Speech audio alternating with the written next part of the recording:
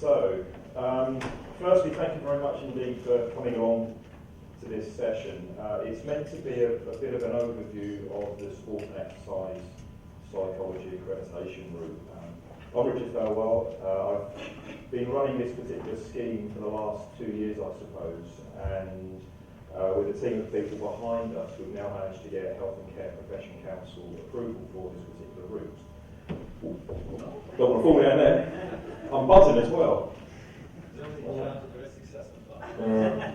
going to move that down. That's a bit better. That's a bit better, yeah, not buzzing so much. So, don't worry, that's full, but entertaining. So this particular session is meant to be a combination of question and answer, and also me just providing some overview information to the scheme. So I don't really want to go too far into the slide, so to speak, other than to say that this particular scheme, as I said, is ACPC approved. It's meant to be a gold standard training route that BASES are now providing. It's heavily focused on practitioner development, competency acquisition, and at the moment we have both a full route and also a fast track route. The full route is a 2, 3 or 4 year track, and the fast track route is a 1 year track. All of this information will be made available to you, and there is also a video which is currently on the BASES website as well, which goes through a lot of the specific information. And I'll try to identify some of the key things that you might wish to know about throughout. The first document I think is really important is this one, the Is It For Me?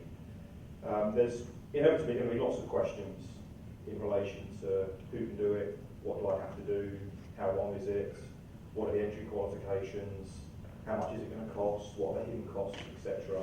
And I think that this particular document is probably your go-to to get a lot of that initial information.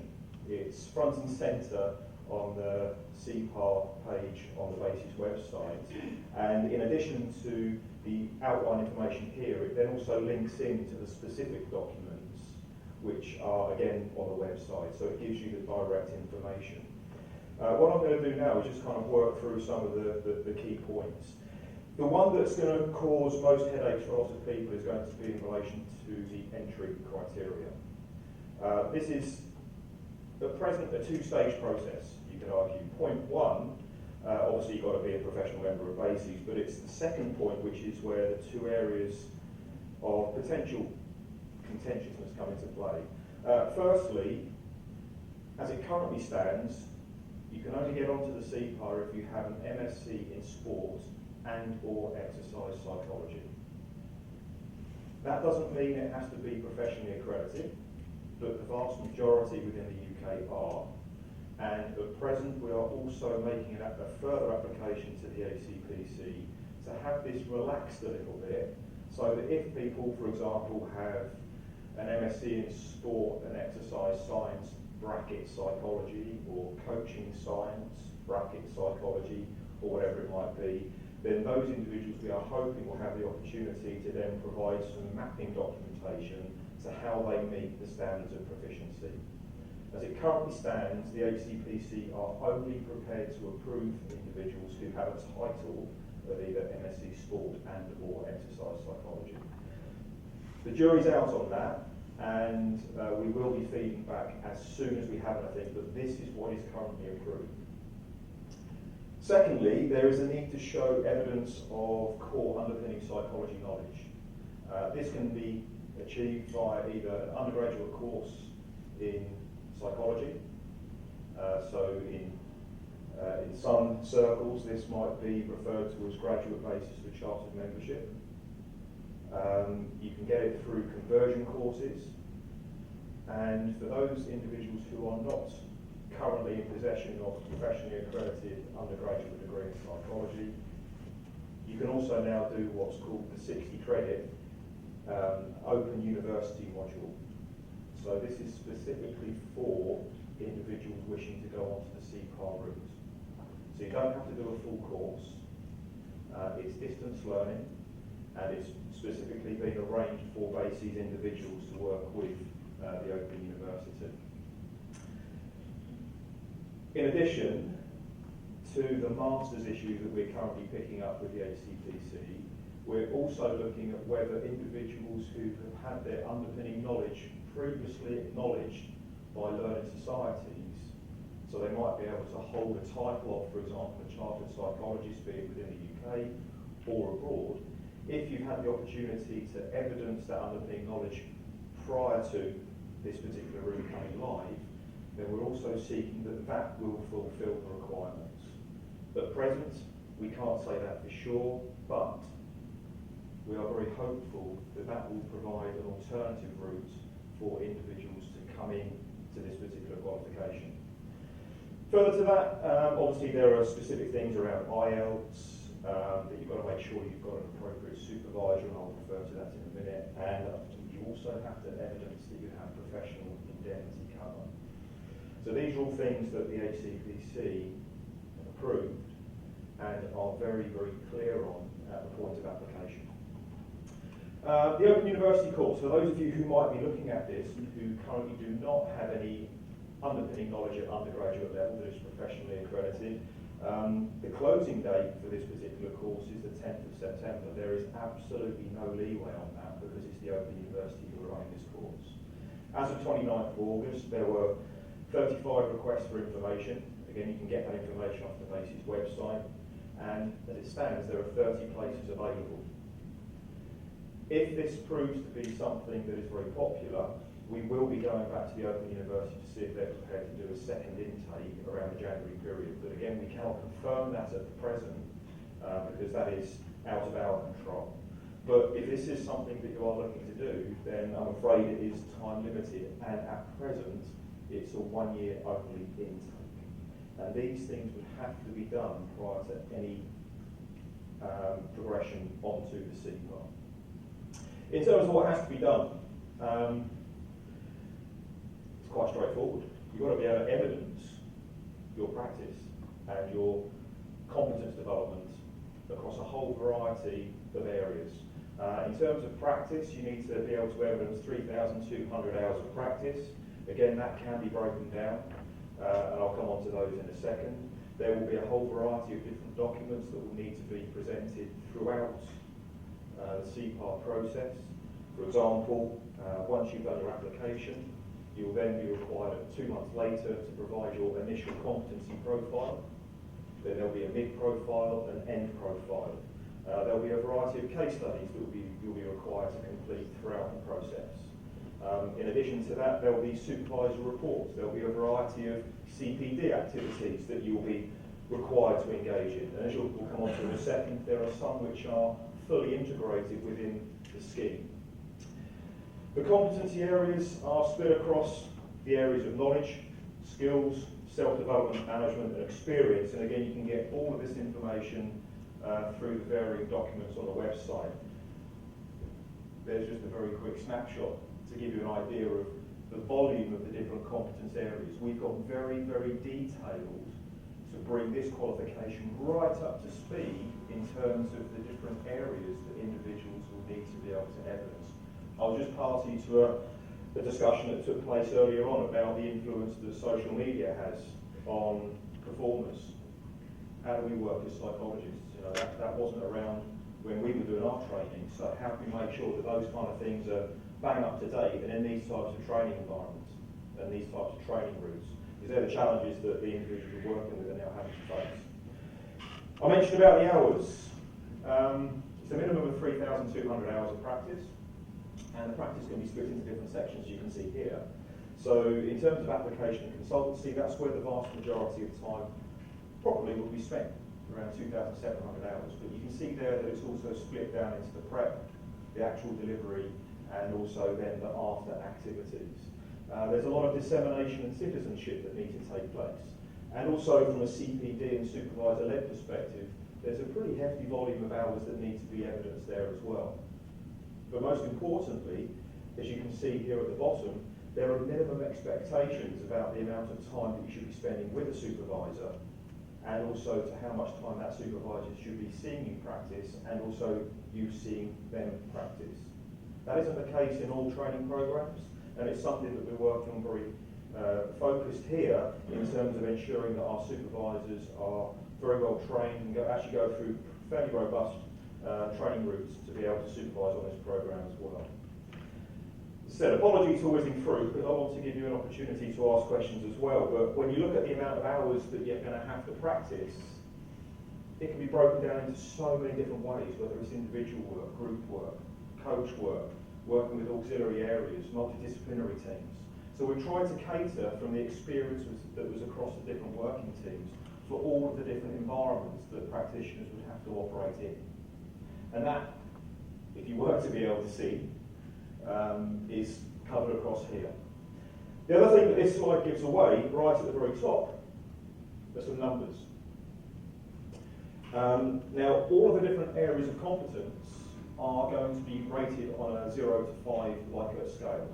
So when you go through your initial, your mid, and also your final competence documents, you'll be expected to evidence what level of competence you are at.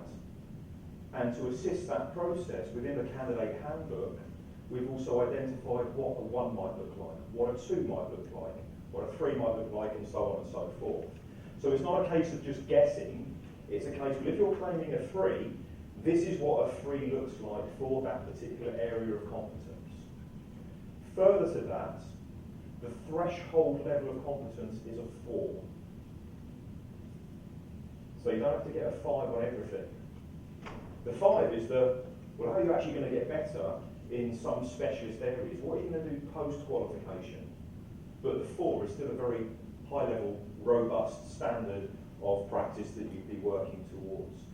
So again, as I said, within the candidate documentation, all of this information is made very, very explicit. In terms of what the route looks like, and again, this is on the website, but this effectively gives you the point-by-point breakdown of what you would have to do if you were to be on the SEPAR. So, for example, it might come around in the early part of 2020, you want to register, so you do the initial application. Once that initial application is submitted to the BASES office, they'll then confirm your DBS check. They'll then set you an online account up, which is where all of your information would go to. And within 2 months, you'd then be expected to submit your initial application. And that is after you've done the introduction to SEPAR workshop as well. Within your first half, so whether that's a year, 18 months, or 2 years, depending on whether you're doing 2 year, 3 year, or 4 year, you'll also be required to attend a variety of workshops, and these are included within the SEPAR overall price. There's then the midpoint e-submission, which is where you would hopefully then be able to report your progress. After that, you would then have a short 1 hour e-meeting with the 2 reviewers, where they'll be talking about the progress, the challenges that you've had. And so it's more about having a developmental discussion as opposed to an examination. And then there would be further training that would take place as well throughout that final year prior to the final submission. After the final submission, you then have your DBS confirmed again, which is where at the point of moving out of the BASES system, we can say to the HCPC, you've completed the minimum criteria, you passed everything we've asked you to do. From a regulatory perspective, you're clean, and it's then over to you to then apply to the HCPC. So that's kind of what it looks like in terms of how you would move throughout the program. We are very aware that there are a number of people who are already BASES accredited as sport and exercise scientists, that they may well be individuals who are working internationally, that there may well be individuals who have a whole wealth of applied experience that they will want to maybe put into a SEPAR application. And this process is about trying to enhance and also bring together best practice. And we want all practitioners to be part of the professional community. And so we managed to identify this thing called the APEC, which is a 1 year track for individuals who can evidence that you would be able to complete this particular qualification within a 1 year period. There would still need to be the initial application, because with HCPC in mind. They want everyone to go through exactly the same application process. But when we move it to here, what we've done is take out that middle part. So on your initial application, for those of you who, for example, are already BASIS accredited, you've obviously got the right qualifications to move into the SEPAR, so you've got your underpinning side, you've got your right master's course, etc. Within that initial competence profile, you'll be saying, well, in 12 months' time, I'll be able to say that I'm a 4 across everything. So that is the evidence that would need to be provided. Other than that, the process is pretty much the same, apart from it's obviously much quicker. This is often a question that we've been asked, well, so how much is it going to cost then? This is the price for everything in terms of what you would be paying directly to BASIS, £3,050. That essentially covers your administrative costs, the reviewer costs, and also, as you can see here, a variety of training and development activities. I've already alluded to some one-day workshops throughout the talk so far, but in addition to this, we're also building in free access, although it's not really free because you're paying for it, but access to, as part of your fee, 2 additional workshops or webinars, but also a 3-day counselling workshop, not including accommodation, I have to add. But the 3-day counselling course is going to be mandated within this qualification, and the costs are covered for the actual tuition of that within this particular qualification. Also, the DBS check at the start is also covered here. If you're looking at the APEC, the 1-year route, then again the fees are slightly different. The amount payable here is £1,000. There is a limited amount of additional workshop and development activities included, because we're assuming that if you are able to evidence completion within that 1-year period, you have probably already engaged with many of, if not all, of those other types of development activities. But we still think that there is a need for you to have access to some, so that's why we've identified 2 workshops or webinars within that process as well. And as you can see there, there's just a slight split within the fee in terms of how it's to be paid. There are, of course, unfortunately, some additional costs, and it's worth noting these prior to commencing on the journey. And this is also outlined within that qualification is it for me document. So for those of you who might need to do the Open University course, that obviously would be an additional cost. Supervision costs. We cannot say to supervisors, this is how much you should cost, this is how much you can't cost, etc. That's an agreement between yourself and then the supervisor. But what we can do is try to regulate the supervisors to ensure that they are providing best practice. So we can have processes in place for managers on poor supervision, but we can't outline how much they might cost. There may well be some travel requirements depending upon the placements that you have in hand. Professional membership of BASIS, indemnity costs, DBS check. Yes, it's covered to begin with, but there might be a requirement for you to have the automatic update service covered as well, depending upon the different environments that you might be going and working in on placements. And so that again would probably be the only other cost. But it's worth just considering those prior to starting the journey. So in a nutshell, that's the qualification. But these kind of things cannot work unless there are also supervisors. Supervisors, as I've already mentioned, will have specific training. It's not too much of a hardship, but there will be certain requirements that supervisors will need to be able to meet, i.e. be HCPC registered practitioners. We will also have 2 reviewers per candidate who will also be HCPC. They will be expected to go through specific training as well. And because it is an academic qualification in addition to a professional qualification, there is a requirement for us to have external examiners. So from a quality assurance perspective, everything that you're doing is not only being looked at from a regulatory body perspective, it's also being looked at from a quality assurance perspective as well. So hopefully all of your best interests will be covered. On the website, as I mentioned, there is lots of information. All of the documents that you might need to refer to are available. There is a short video outlining much of the similar kind of things that I refer to here. But in addition, there is also an expression of interest form should you wish to become a supervisor, should you wish to become one of the reviewers that might want to obviously review some of the candidates that are going through. And if you're in a position to be an external examiner, perhaps you might wish to express an interest for that as well. But as I said, in a nutshell, that's the training route. We are hoping it will fly properly as of the start of 2020. But already there are, as I've said, a number of applications which are going forth to the Open University for that Investigating Psychology 2 module. So the wheels are in motion, it's gathering pace, and it's pretty damn exciting as well. So that's my spiel. Got about 8 minutes. 8 minutes of questions? 8 minutes for any questions. The answer is no. Awesome. Thank you for the update. You mentioned that you've gone back to ACPC to clarify or get some leeway around the master's title. Yeah. Am I right to presume that that's unlikely to come back here before the 10th of September, then like university? We have cheekily asked the question this morning because there have been 3 individuals who have come forward with a question, and I'm just trying to get some advance warning. The honest answer to your question is, yeah, I think you're right in assuming that. It won't get back that quick. But we're very optimistic that the opportunity for individuals to be able to provide some kind of mapping documentation will be provided. But as to when that happens, we cannot say at present with any 100% certainty. It was something we raised in the approval event, but it's something that obviously we've got back. Now we've got the approval for it, we've now gone back in to try and get those tweaks that we wanted to try and get earlier on. So sorry about that. Yes?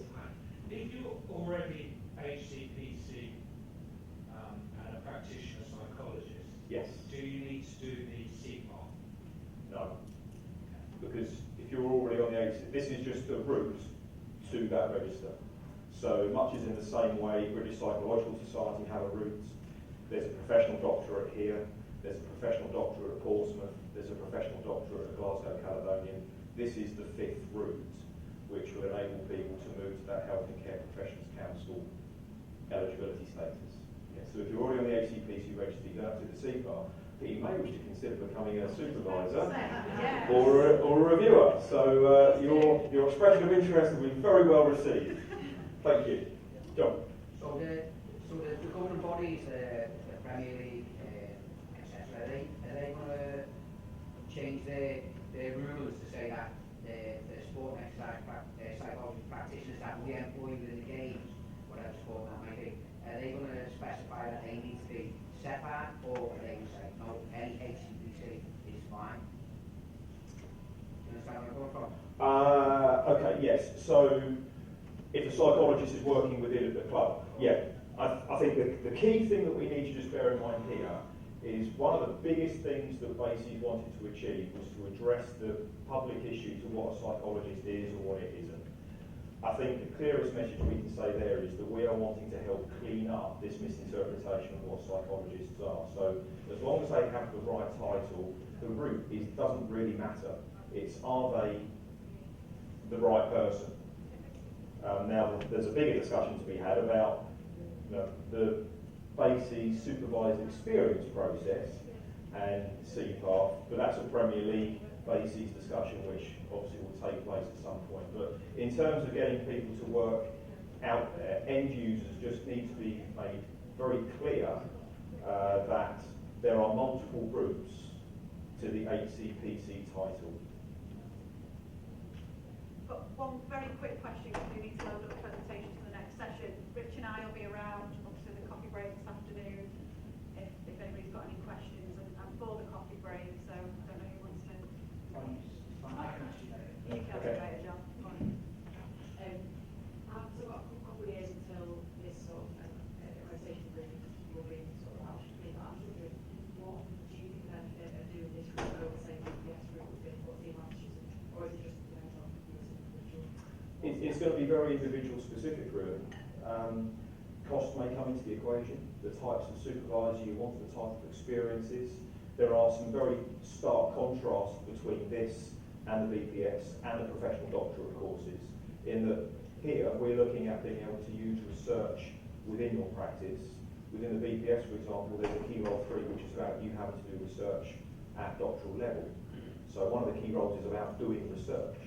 So again, it's how you wish to utilise your particular training route to get to the award that you want to work at.